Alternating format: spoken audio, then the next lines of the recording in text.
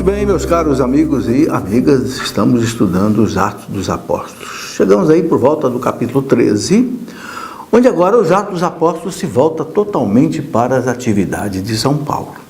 Até aqui, capítulo 12, as atividades foram de São Pedro, com poucas atividades de São Paulo. Agora aqui, a partir do capítulo 13, a gente vê São Paulo, que estando ali na cidade de Antioquia, junto com Barnabé, seu primo, eles estão evangelizando ali, mas recebem, por inspiração de Deus, a missão de fazerem viagens apostólicas, ou seja, levar o evangelho para a região ali hoje, que é a região da Turquia, saindo de Antioquia, passando pela ilha de Chipre, que fica ali no Mediterrâneo, e seguindo depois algumas cidades ali da Turquia.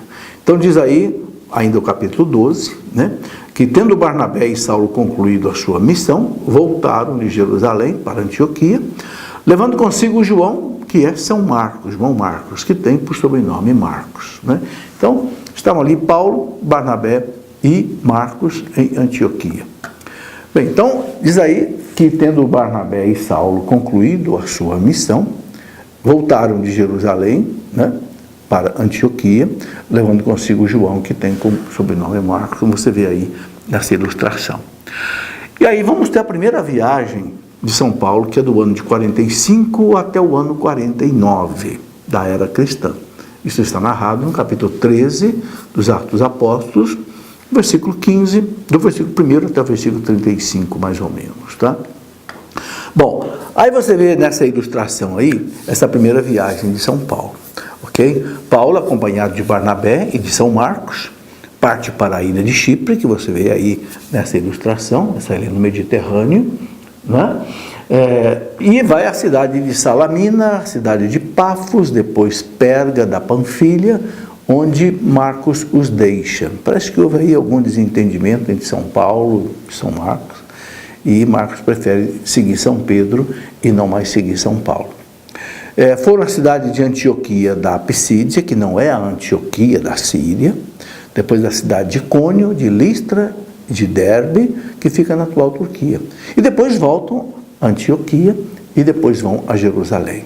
Então você vê aí nesse mapa, Paulo sai de Antioquia, ele vem aí, passa aí pela ilha de Chipre, na cidade aí de Salamina, na cidade de Pafos, na ilha de Chipre, aí ele vai para o território, vai então passar pela cidade de Perga, da Panfilha, depois Antioquia da Psídia, Icônio, Listra, Derbe, e depois voltam para Antioquia.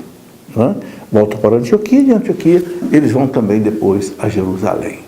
Bom, acontecem algumas coisas muito interessantes nessas viagens de São Paulo. Por exemplo, vou citar aqui a conversão do procônsul Sérgio Paulo. Ora, o procônsul era uma autoridade romana, Ele chamou Barnabé e Saulo, exprimiu-lhes o desejo de ouvir a palavra de Deus, mas interessante que um tal de Elimas, que era um mago, atrapalhava isso, procurando desviar o procônsul da fé cristã. Então, à vista desse prodígio, o procônsul abraçou a fé, admirando vivamente a doutrina do Senhor. Qual foi esse prodígio? Então, aqui no capítulo 13 dos Atos dos Apóstolos, a gente vê exatamente o que aconteceu, um milagre que Paulo realizou ali, e que fez com que, aí no versículo de 7 até 12, está narrado aqui exatamente isso, que vivia em companhia do procônsul Sérgio, e chamou Barnabé, exprimiu-lhes o desejo de ouvir a palavra de Deus, e vai narrando tudo isso. Diante de uma realização de milagre de Paulo, o procônsul acreditou. Bom, aí nessa primeira viagem ainda, um fato importante que eu já citei é que Marcos se separa de Paulo, Aí no capítulo 13, versículo 13 até 14, Paulo e os seus companheiros, eles navegaram de Pafos e chegaram a Perge, na região da Panfilha, de onde então João Marcos, apartando-se deles, voltou para Jerusalém. Ou seja, foi depois trabalhar com Pedro, e depois nós sabemos que dali eles foram para Roma. Mas eles, deixando a cidade de Perge, foram para a cidade de Antioquia da Pisídia. Continuaram ali esse trabalho ali na primeira viagem. Bom, já aí na primeira viagem, Paulo começa a ser perseguido, né? Por quê? Porque os judeus que haviam naquelas cidades ali onde Paulo passou na primeira viagem, os judeus vendo a multidão, encheram-se de inveja e puseram a protestar, né, com injúrias contra o que Paulo falava. Está aí no Atos 13:45. Né? Então Paulo e Barnabé, né, como Jesus já tinha orientado, sacudiram contra eles o pó dos seus pés, quer dizer, não somos mais responsáveis por vocês, e foram para a cidade de Icônio, né? E os discípulos, por sua vez, estavam cheios de alegria e cheios do Espírito Santo. Essa é uma marca dos Atos dos Apóstolos. Apesar da perseguição, né, os discípulos estavam cheios de alegria, cheios do Espírito Santo. É aquele dom da alegria do Espírito Santo, mais do que um dom, um fruto.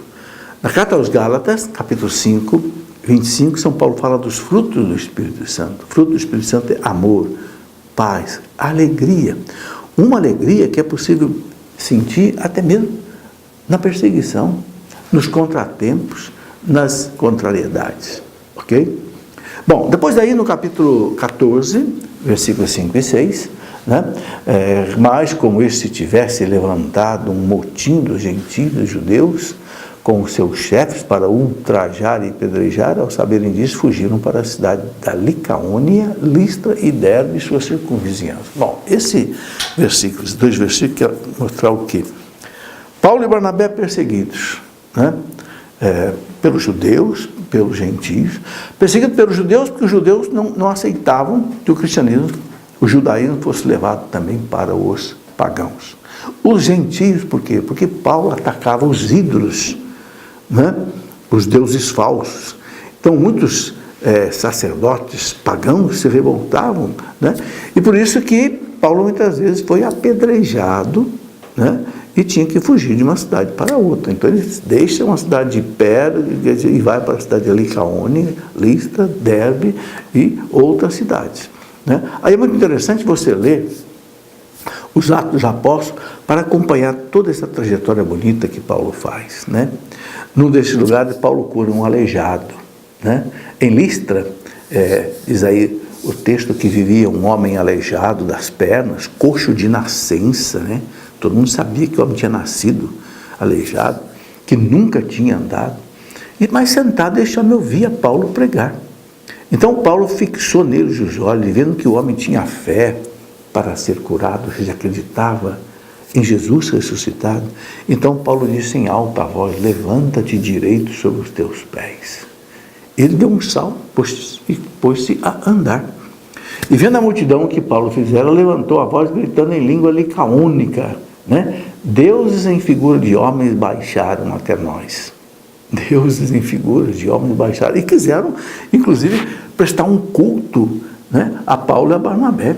Foram buscar touros tal para imolar diante de Paulo e Barnabé, achando que Paulo e Barnabé realmente eram deuses, e deu o que fazer para que Paulo e Barnabé demovessem eles dessa ideia, né? É impressionante, né?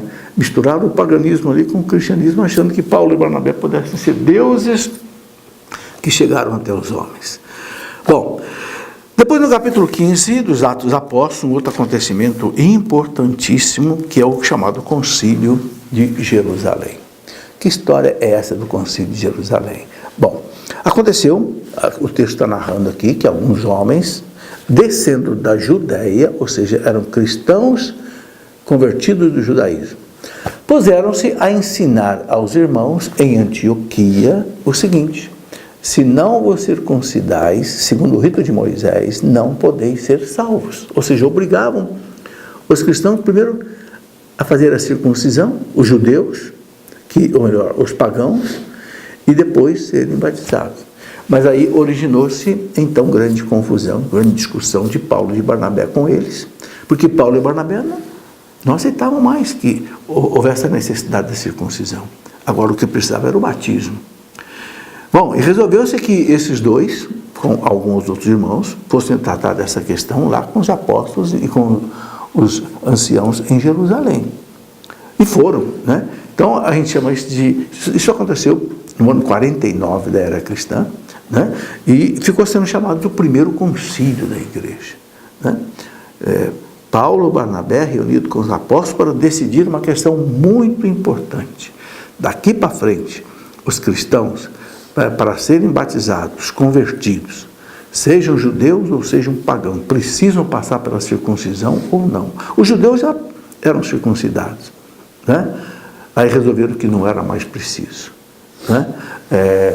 Então Pedro tomou a palavra, né? A gente percebe aí a importância de Pedro, o primado de Pedro. Sempre é Pedro que age, que fala no nome dos apóstolos.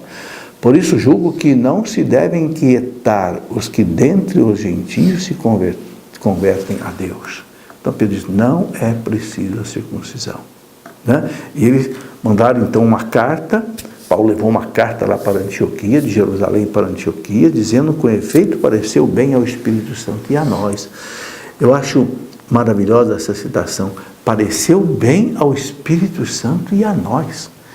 A presença do Espírito Santo nos Atos dos Apóstolos é algo tão forte que dá a impressão que o Espírito Santo sentava ali na mesa com eles para conversar.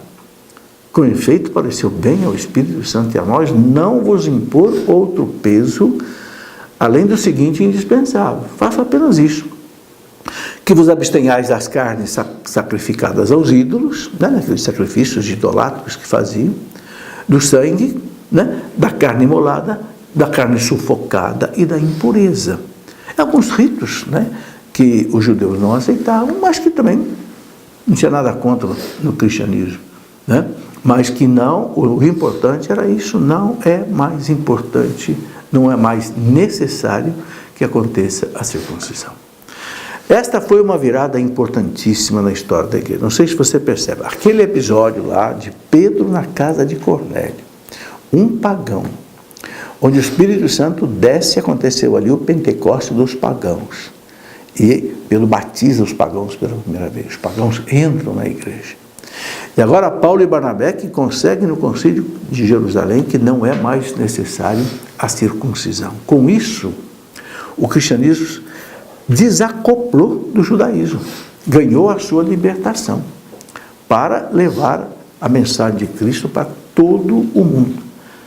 Se não fosse isso, o cristianismo ficaria preso no judaísmo e se tornaria apenas mais um segmento do judaísmo e não se espalharia pelo mundo.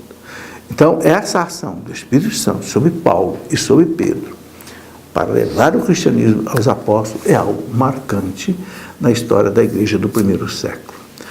Bem, na próxima aula nós vamos ver, né, outras coisas importantes nos Atos dos Apóstolos, né, que São Paulo continua fazendo aí, né, nesse primeiro livro, né, que a gente pode dizer que seja o primeiro livro da história da igreja.